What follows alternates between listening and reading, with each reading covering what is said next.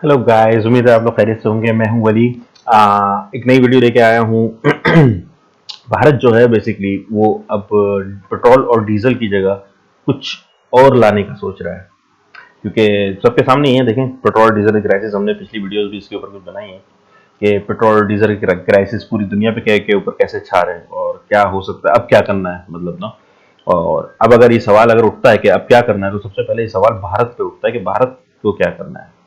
भारत पे ही उठता है क्योंकि भारत के अंदर ही सबसे ज़्यादा इंटेलेक्चुअल और जीनियस लोग हैं जो कि इस मामले में कुछ सोच विचार कर सकते हैं या कोई इनोवेटिव आइडिया लेके आ सकते हैं। ऐसे ही कुछ हाइड्रोजन सेल्स के बारे में ये वीडियो है और नॉलेज टीवी की वीडियो है।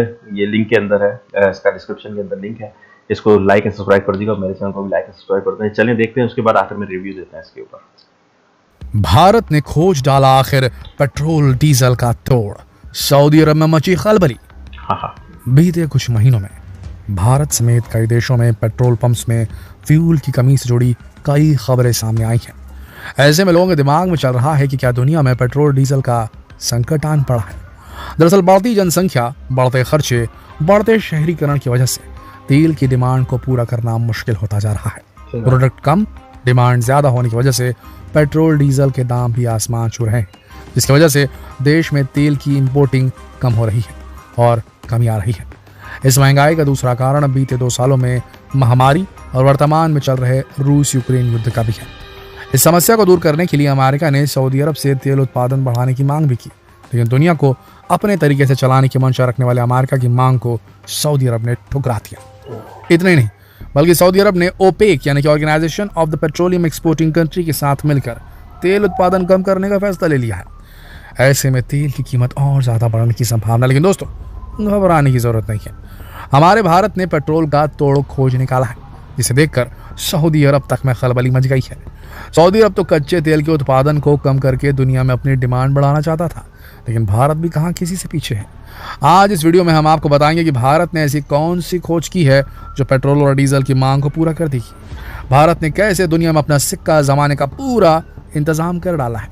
कैसे भारत बन रहा है आत्मनिर्भर। तो बिना स्किप किए अंत तक हमारे साथ इस वीडियो में बने रहिए। उससे पहले अगर आपने अभी तक हमारे चैनल को सब्सक्राइब नहीं किया तो यही सही समय है, अभी क्लिक कीजिए सब्सक्राइब बटन और नोटिफिकेशन बेल पर भी क्लिक जरूर कीजिएगा। आइए आप बताते हैं आपको भारत के उस करिश्मे के बारे में जिसने सऊदी अरब में भी खलबली मचा दी है। दोस्तों, पेट्रोल डीजल की मांग को पूरा करने के लिए भारत ने हाइड्रोजन फ्यूल टेक्नोलॉजी खोज निकाली है। इस टेक्नोलॉजी का सफल ट्रायल भी करके देख चुका है भारत। सिर्फ पेट्रोल डीजल की समस्या से ही नहीं, बल्कि वाहनों से होने वाले वायु प्रदूषण पर भी अंकुश लगाने के लिए हाइड्रोजन फ्यूल टेक्नोलॉजी आज के समय में हमारी सबसे बड़ी उम्मीद है। हाइड्रोजन फ्यूल पेट्रोल के मुकाबले बहुत सस्ता है। सबसे सस्ती टेक्नोलॉजी बनाकर भारत उसी से संबंधित इंजन वाले व्हीकल्स बनाकर इसे दुनिया भर में बेच सकता है, अपने इंजन को बेहतर तरीके से डेवलप कर सकता है और इस टेक्नोलॉजी को बेचकर भारत बड़ा मुनाफा कमा सकता है।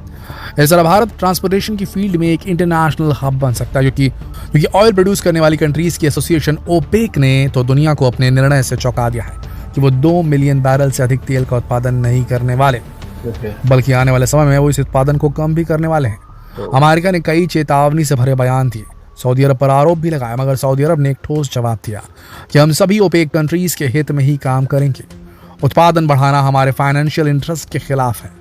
दोस्तों, तेल का उत्पादन कम होगा तो उसके दाम भी बढ़ेंगे।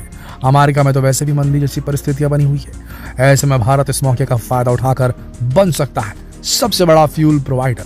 हाइड्रोजन फ्यूल का उत्पादन करके उस टेक्नोलॉजी को और भी डेवलप करके भारत ने पहले ही कई देशों को इम्प्रेस कर दिया। अगर इस टेक्नोलॉजी का एक्सपोर्ट बहुत ज्यादा नहीं भी हो पाता है तो भी अपने खुद के देश में तो पेट्रोल को रिप्लेस किया ही जा सकता है, जिससे पेट्रोल खरीदने में बड़ा खर्च होता है वो तो बच ही जाएगा और भारतीयों को भी सस्ते फ्यूल के दिन देखने नसीब होंगे। अब ये सुनिए कि हाइड्रोजन फ्यूल सेल टेक्नोलॉजी काम कैसे करती है, क्यों ये इतनी किफायती है।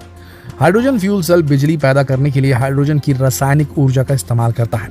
पानी और गर्मी के साथ बिजली का उत्पादन करने के लिए हाइड्रोजन और ऑक्सीजन को जोड़ता है। इसके अलावा कोई भी अन्य चीज इस फ्यूल में इस्तेमाल नहीं होती। इससे पोल्यूशन भी कम होता है, जो इस समय भारत की जरूरत है और पूरे विश्व की भी।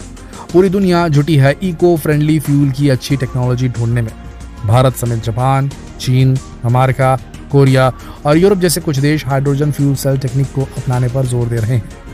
दोस्तों, सड़क परिवहन और राज्य मार्ग राज्य मंत्री वीके सिंह ने भी एसोचैम द्वारा आयोजित इलेक्ट्रिक मोबिलिटी पर राष्ट्रीय सम्मेलन में बयान दिए थे कि बाजार में हमारी हाइड्रोजन सेल टेक्नोलॉजी ही सबसे सस्ती होगी। साथ ही ये भी कहा कि भारत में सभी व्हीकल कंपनियों को एक साथ मिलकर काम करना होगा, देश के हित में काम करना होगा, तभी भारत फ्यूल के मामले में विश्व गुरु बन पाएगा।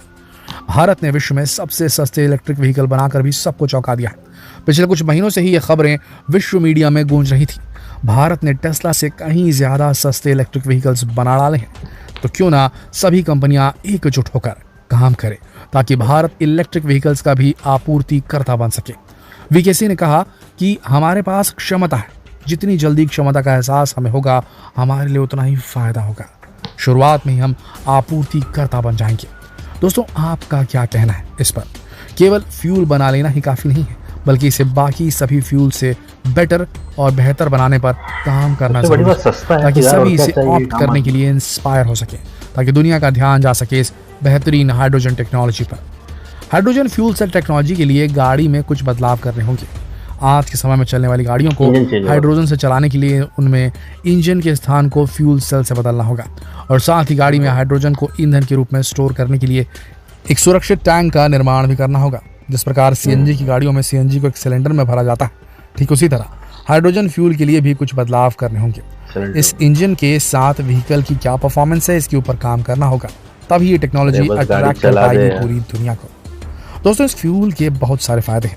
हाइड्रोजन का सबसे बड़ा फायदा तो ये है कि इसके उत्पादन में बाय प्रोडक्ट के रूप में पानी निकलता है, जिस कारण प्रदूषण की समस्या खत्म हो जाएगी, जिसकी वजह से पूरी दुनिया संकट में पड़ गई है। जिस पॉल्यूशन के कारण हमारा एनवायरनमेंट खराब होता जा रहा है, उस पॉल्यूशन से छुटकारा दिलाएगी ये टेक्नोलॉजी।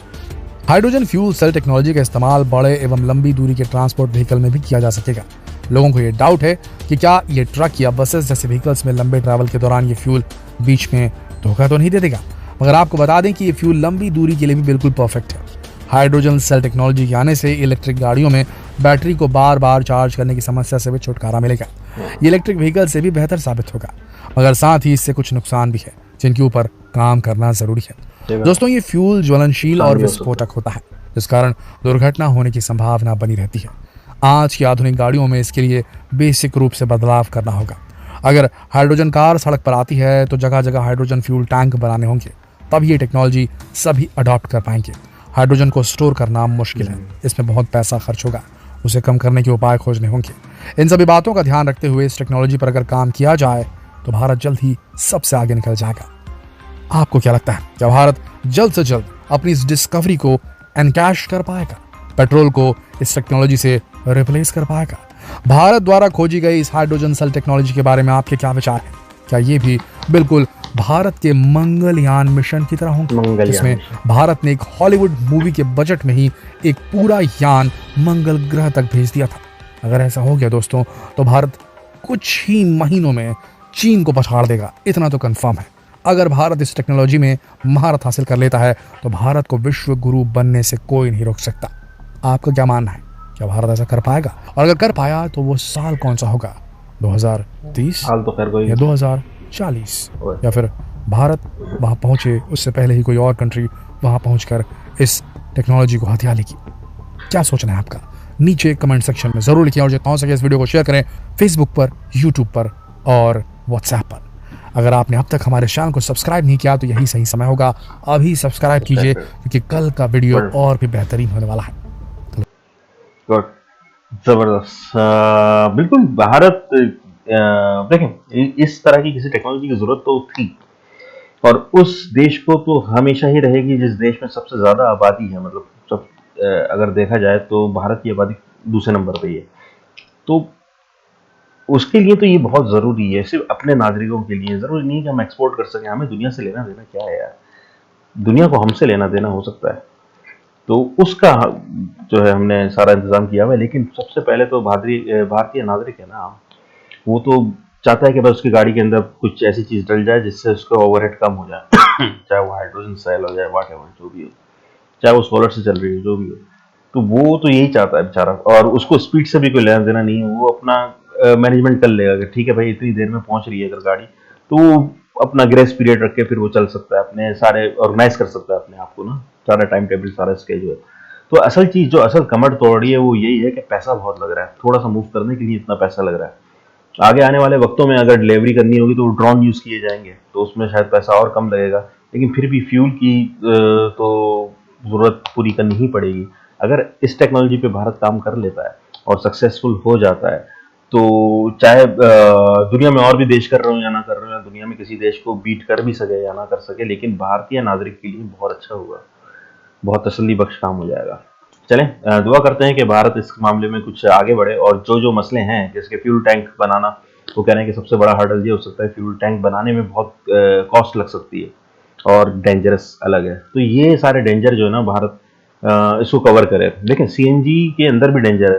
सीएनजी के जो सिलेंडर्स हम लगाते हैं ना, उसके अंदर भी कुछ जगहों पे ऐसा हुआ है कि फटे भी हैं, लेकिन बहुत बहुत रेयर है। मतलब कि लोग यूज़ कर रहे हैं सीएनजी और बेतहाशा यूज़ कर रहे हैं और चल रहा है, वो बहुत रफली यूज़ कर रहे हैं। भारत में तो फिर भी काफ़ी ऑर्गेनाइज होगा, पाकिस्तान में तो बहुत रफली यूज़ होता है, बस डाला हाट, चलो भाई चलो। कोई सिगरेट पी रहा है, कोई ये कर रहा है, कोई फला कर रहा है, कोई वो नहीं, डेंजरस है पर उसके बावजूद सस्टेन कर रहा है। तो अगर इसी को हाइड्रोजन सेल्स को जो ये कह रहे हैं, हाइड्रोजन पंप्स अगर ये बनाएंगे, थोड़ी सी प्रिकॉशन ले लें, तो मुझे उम्मीद है कि ये चलेगा, हो जाएगा इंशाल्लाह। खैर, करने वाले पे है और आगे देखते हैं कब तक होगा। ये तो इन्होंने साल बता दिए कि 2040 2030, साल का तो कोई कुछ नहीं कर सकता, हो सकता है एक साल के अंदर ही सारा गेम हो जाए। तो खैर, उम्मीद है। हाँ गाइस, लाइक एंड सब्सक्राइब जरूर कर दीजिएगा, बहुत ज़रूरत है, बहुत ज़रूरत है, बहुत भूख है। हम आगे बढ़ेंगे, भारत आगे बढ़ेगा। चलें ठीक है, मिलते हैं नेक्स्ट वीडियो में, टेक केयर। हो क्या हो गया भाई माउस को हमारे।